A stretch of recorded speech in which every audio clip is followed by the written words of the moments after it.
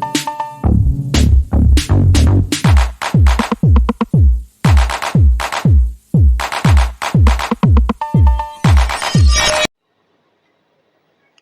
श्री राम दोस्तों। कहते हैं जैसी संगत वैसी रंगत, जैसा विचार वैसा कर्म। एक कहानी के माध्यम से आपको बता रहा हूँ।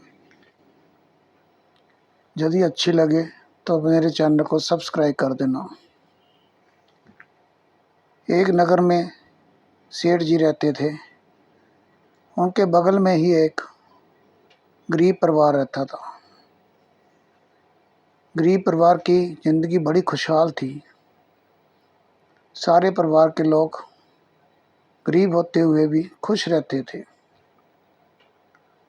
सेठ जी के घर में वो खुशहाली नहीं थी जो उस गरीब परिवार के पास थी। एक दिन सेठानी भी कहने लगी सेठ जी को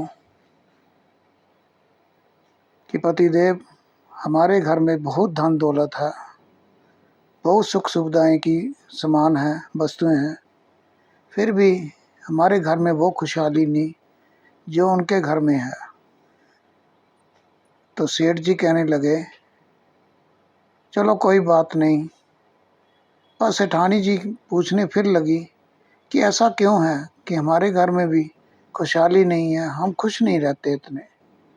तो सेठ जी कहने लगे 2-3 महीने ठहर जा, फिर देखना क्या होता है। सेठानी पूछने लगी क्या होगा, क्या क्या मतलब। सेठ जी कहने बाद देखना तू क्या होता है। सेठ जी कहकर अपने सोने वाले कमरे में चले गए। सेठ जी को आदत थी सुबह सुबह सैर पर जाने की। सुबह वो उठे, सैर को जाने लगे। तो जाते वक्त उन्होंने एक 100 का नोट जो गरीब परिवार था उनके घर के अंदर के मेन गेट के दरवाजे के अंदर फेंक दिया और सैर को चले गए। सुबह जब गरीब घर का मालिक उठा, गेट खोला तो 100 का नोट देख के बहुत खुश हुआ और परमात्मा को शुक्रिया अदा करने लगा। लक्ष्मी माँ का भी शुक्रिया अदा करने लगा। ऐसे ही ये 4-5 दिन चलता रहा। तो वो गरीब व्यक्ति बहुत खुश होने लगा कि सुबह सुबह लक्ष्मी माँ के दर्शन हो जाते हैं, ऊपर वाले की कृपा हो जाती है। 5-7 दिन बाद सेठ जी ने 200 का नोट फेंकना शुरू कर दिया। वो जो गरीब व्यक्ति था अब उसको 200 का नोट मिलना शुरू हो गया, बहुत खुश होने लगा। और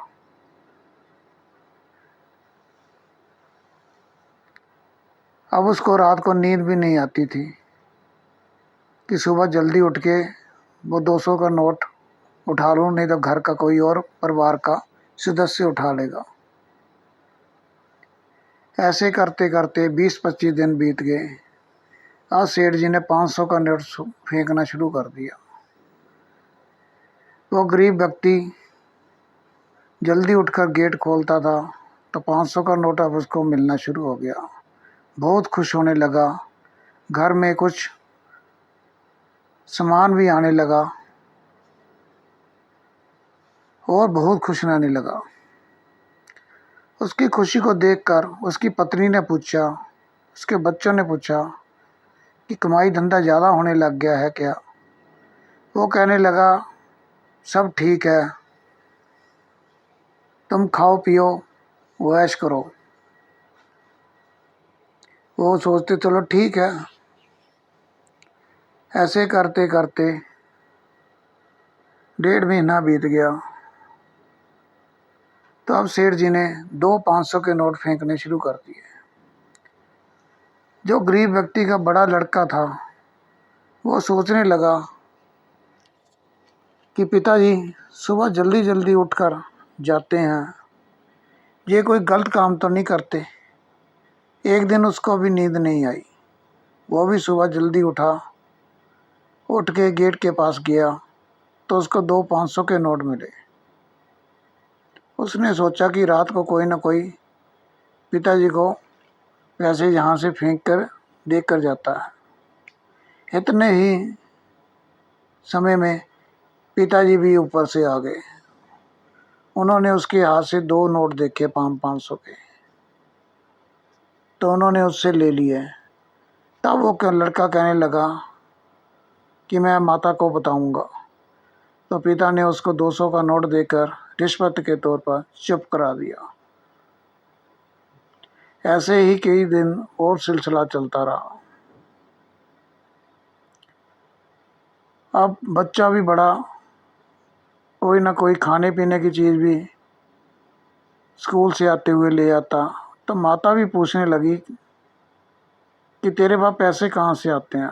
तो वो भी बताता नहीं था, क्योंकि पिताजी ने उसको कहा था कि बताना नहीं है किसी को। एक दिन पत्नी को भी शक हो गया कि कोई तो बात है जो घर में खुशहाली आ रही है, और उसको भी रात को नींद नहीं आई। तो पिता श्री वो बच्चा सुबह उठे और गेट पर पहुंचे, तो पत्नी तो जो जाग रही थी उसने कच्ची नींद में ही देखा कि दोनों उठ के गए हैं। तो जब उनको 2 500 के नोट मिले थे दोनों को, तो ऊपर से पत्नी भी पहुंच गई। तो पत्नी ने पूछने लगी, ये पैसे कैसे आते हैं, मेरे को आपने बताया नहीं, आप कोई गलत काम करते हो। तो उसने कहा कि नहीं, मैं कोई गलत काम नहीं करता, पता नहीं कौन फेंक जाता है, तो हम सुबह उठा लेते हैं। तो पत्नी ने देखा कि 2 500 के नोट थे, 1000 रुपया था। तो पत्नी, और 40 50 दिन हो गए थे, तो पत्नी ने उसको कहा कि इतने दिन से 1000 रुपये के नोट आ रहे हैं, तो आपने मुझको कुछ भी नहीं दिया, मेरा हिस्सा तो मेरे को देते। तो उसने बताया कि 1000 का नोट अभी शुरू हुए हैं, पहले तो कभी 100 आता था, कभी 200 आता था, मैं घर के लिए खर्च कर देता था। तो पत्नी मानी नहीं। पत्नी क्लेश करने लगी कि मेरे को नहीं पता, 50 दिन हो गए हैं, 50,000 रुपया बन गया है, आपने तो इतना खर्च भी नहीं घर में किया, कहाँ आए वो पैसे, मुझे बताओ। तो पति सोचने लगा, जब इतने पैसे आए ही नहीं, आए भी हैं तो मैंने तो इन पर ही खर्च कर दिए हैं, अब मैं कहाँ से ला कर दूँ और क्या बताऊँ इसको, जो समझ नहीं रही। पत्नी अब घर में क्लेश करने लगी। उसने रोटी पानी बनानी बंद कर दी, घर की सफाई भी बंद कर दी। अब घर में खुशहाली नहीं थी, कोई खुश नहीं नजर आया था। तो 2 4 दिन बाद सेठ जी ने पैसे फेंकने भी बंद कर दिए। अब पत्नी और क्लेश करने लगी, क्योंकि पैसा तो आ नहीं रहा था। पत्नी और क्लेश करने लगी कि मुझे भी पैसे दो, जो 1000 रुपया आ रहा है। उनके घर में रोज़ लड़ाई झगड़ा शुरू हो गया। तो सेठानी ने देखा कि इनके घर में अब क्या हो रहा है, पहले तो खुशहाल जीवन था इनका, अब इनके घर में रोज़ लड़ाई झगड़ा होता है। तो उन्होंने, सेठानी ने, जब सेठ जी एक दिन रात को घर आए काम धंधे से, तो पूछा कि इनके घर में अब क्या हो गया है, पहले इतने खुशहाल जीवन था इनका, खुश रहते थे, अब रोज़ ही लड़ाई झगड़ा होने लग गया। तो सेठ जी कहने लगे कि छोड़, तूने क्या लेना है। और सेठानी कहने लगी, नहीं, आपने कहा था कि कुछ समय ठहर फिर देखना, आपने क्या किया है। तो सेठ जी ने कुछ नहीं बताया कि मैंने क्या किया है। उसने कहा कि तेरे को उनकी खुशहाली देखी नहीं जाती थी, अब उनका तुम दुख दर्द देख सेठानी सोचने में पड़ गई। ये कहानी हमें यही शिक्षा देती है कि जो धन दौलत है किसी के द्वारा आया हुआ, वो घर में कष्ट क्लेश झगड़े शुरू कर देता है। जैसे त्रेता युग में मंत्रा ने धन संपत्ति की खातर, राज्य की खातर अयोध्या में झगड़े शुरू करा दिए थे। द्वापर युग में शकुनी मामा ने